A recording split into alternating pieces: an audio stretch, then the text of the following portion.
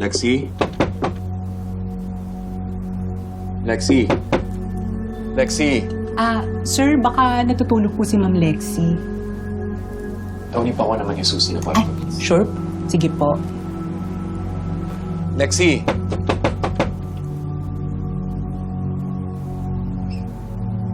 Eto po, sir. Sir, hindi nga po namin siya napansin kanina. Iniisip namin baka nagmumukbok dahil nga po nawala si Ma'am Sylvia. Lexi?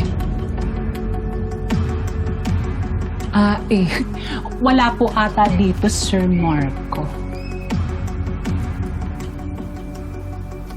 Mga anak, doon muna kayo sa kwarto ni daddy niyo, ha? Tawagin ko na lang ulit kayo. Sige na. Usap na kami.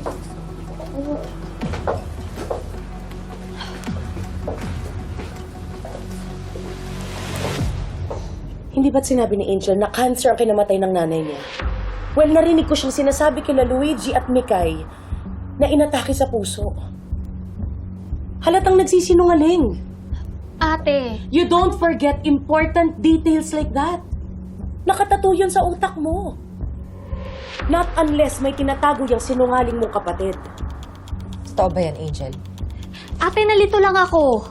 Kasi pinag-uusapan namin na may sakit sa puso si Ma'am Sylvia, kaya nasabi ko na inatake sa puso yung nanay ko.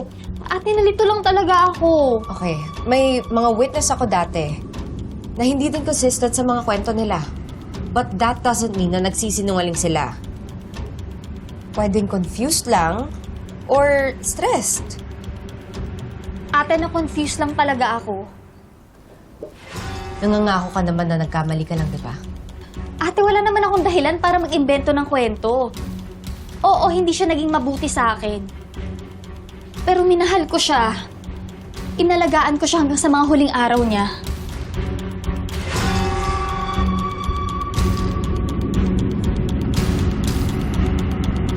Lorraine, saan ka pupunta? Angel, tsaka lang ah.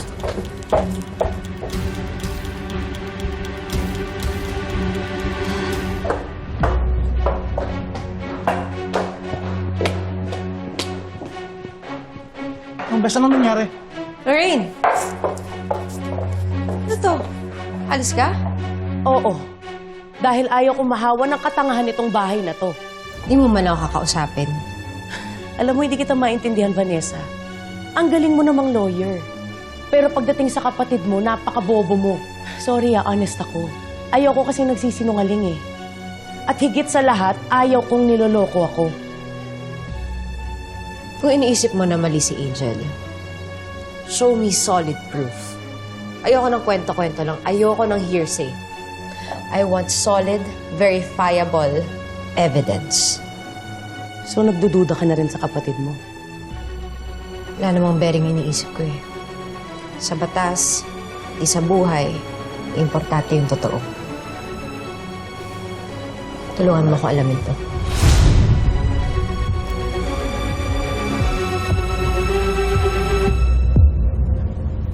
Vanessa, ikaw ba yan?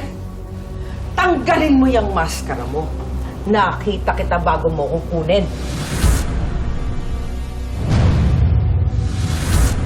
Bakit mo ba ako dinukot, ha? Sumagot ka! Ano bang kailangan mo sa akin? Okay, ganito na lang.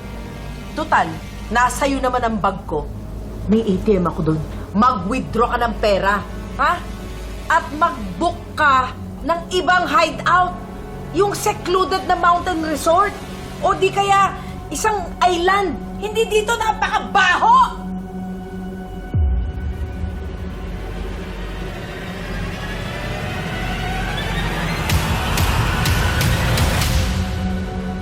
Para saan yan? Anong gagawin mo dyan?